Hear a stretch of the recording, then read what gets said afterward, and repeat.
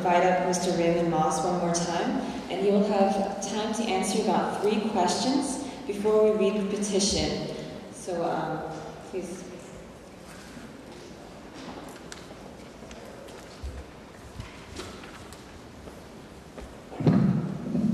Actually, the questions can be either to me or to Mr. Higuchi. Anyone? How old was he when he was 25? I was 25 years old. I was very skinny. Sorry.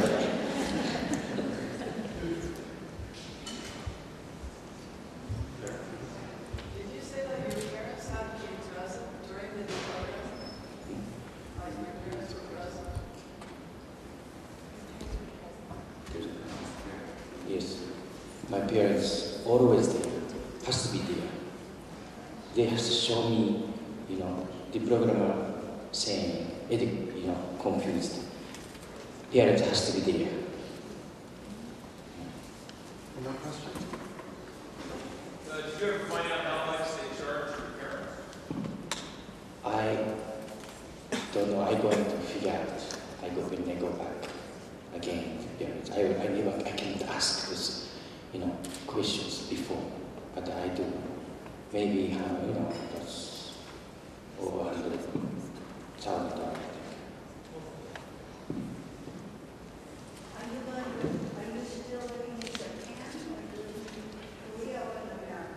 I'm living in the United States. One of the reasons I cannot go home that time, after when I start my marriage life, I couldn't go back to my hometown.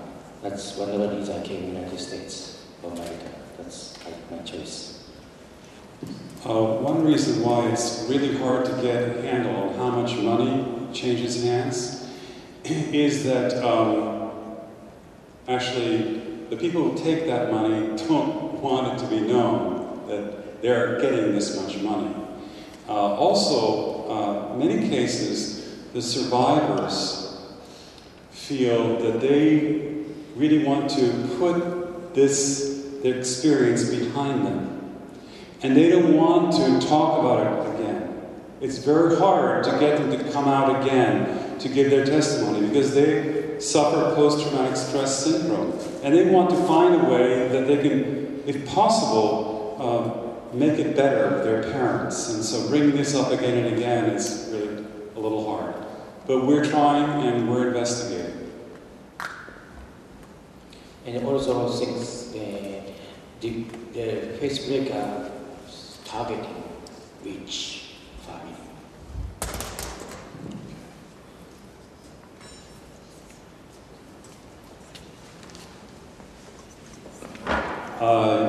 Mr. Gucci mentioned that he needs your help, and I will tell you that, of course, your help in running your congressman, in supporting any of the programs that are here, and your senators, and financially also, he needs your help, so there'll be sort of a hat passed around at some point if you can help.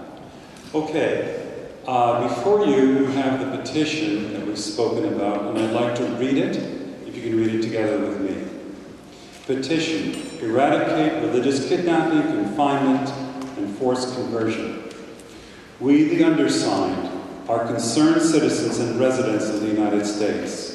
We recently learned of the incident in which Mr. Torogoto was confined for 12 years and 5 months in an attempt to break his faith in the Unification Church.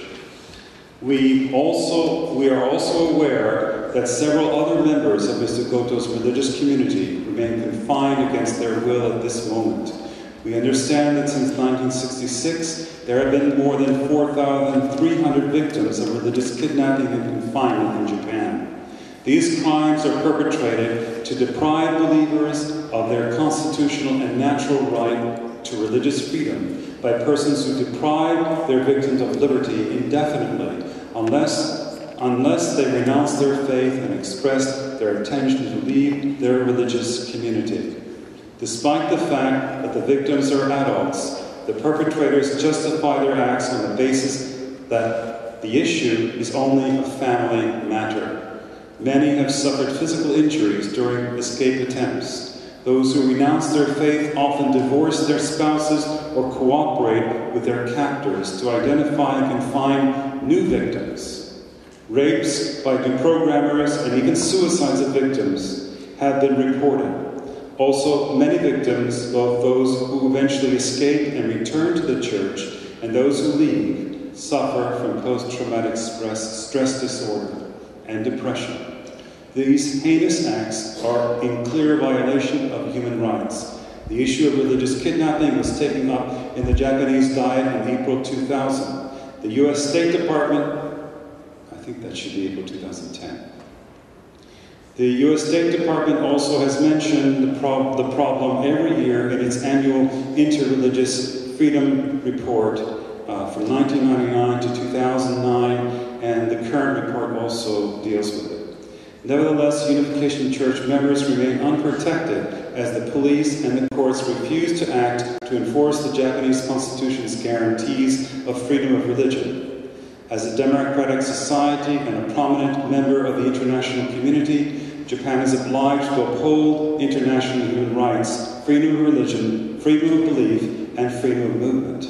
It is unthinkable to us that Japan, a country with an otherwise exemplary history of defending human rights, will not defend its own citizens.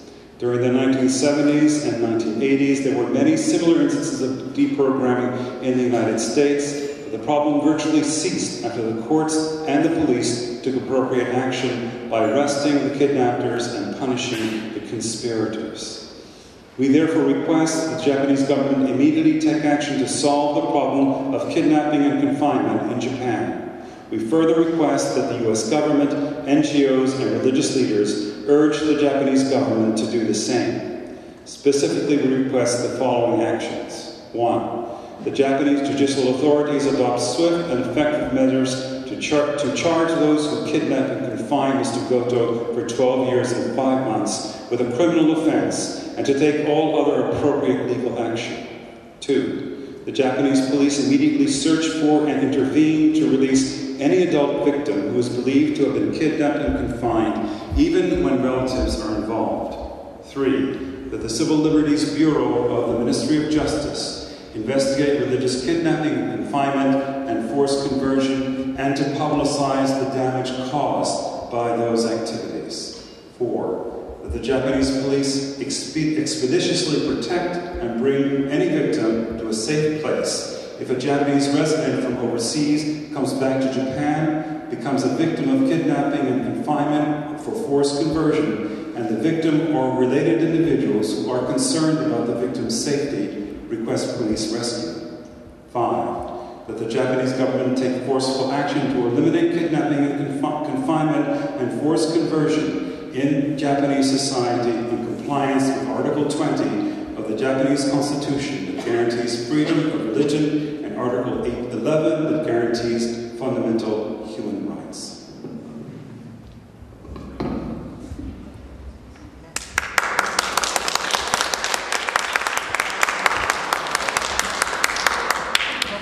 So if we can all have the opportunity to sign the petition now, please do.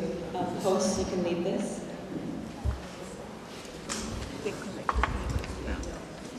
Do we have? No, we don't have a second. It has to say petition. It has to say petition. This one doesn't.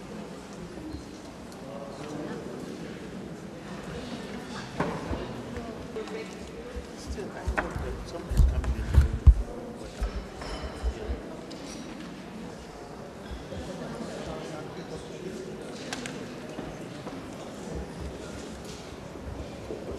Okay, I'd like to invite our UPF chairman, Reverend Larry Krishnick, who will then receive the petitions. If the host could kindly bring those up to the front, and we'll make a presentation of the petitions to Raymond Moss.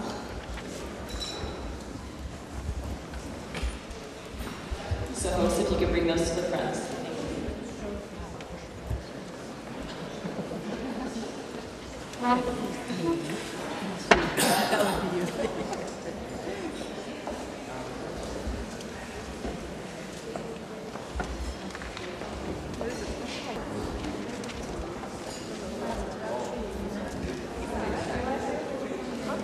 By the way, if you haven't figured out what those pink pigs are for on your table, they have a little slot on the top that a check can be folded 2 or 3 times and slid right into. It also accepts change and not credit cards though. So if you want to make a little contribution, please put it in the pink pig.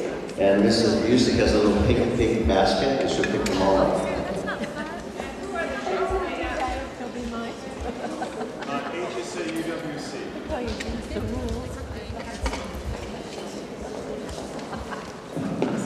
Checks can be made out to HSA UWC. And if you like, you can put down on the bottom, SAFE, Luke's organization. We have everybody's petitions.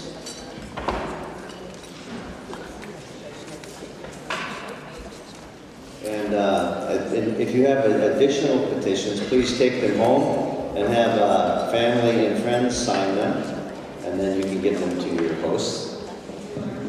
You can also go to www.religiousfreedom.com and have people sign the petition online as well.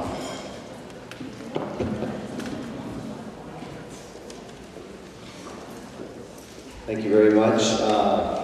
On behalf of UPF and all the organizations represented here and everybody in this gathering, we want to present these petitions to Mr. Ray Moss, representing the International Coalition for Religious Freedom. And with this, make our pledge to continue to get the word out. As was mentioned several times, there's more serious human rights issues going on in the world. But if the key leading nations in the world don't take responsibility to protect their citizens, then there's no hope for any citizens anywhere. So we're just asking Japan to fulfill its, to live up to its own constitution and to honor its own laws and to enforce those laws. So, thank you.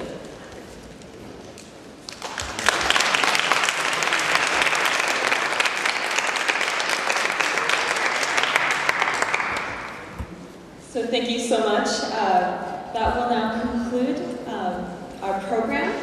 There's some time where you can go ahead and visit some of the information tables that are available from many of the organizations if you want to become more involved, or if you would like to ask questions of our guests, then please do. So once more, thank you so much for coming, and please have a safe drive home.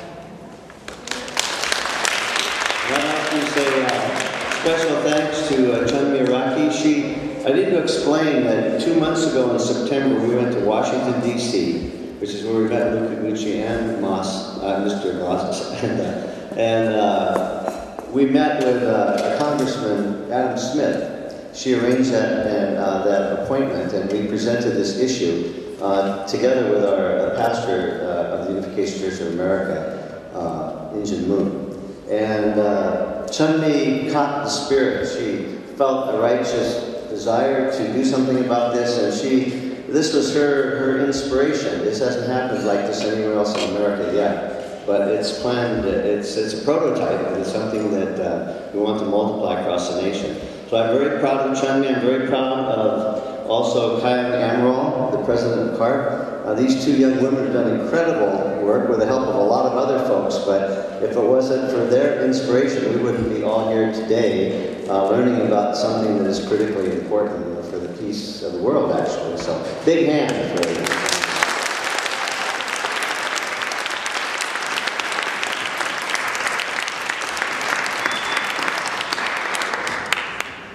So I had to do that to make sure that she does this again in the future.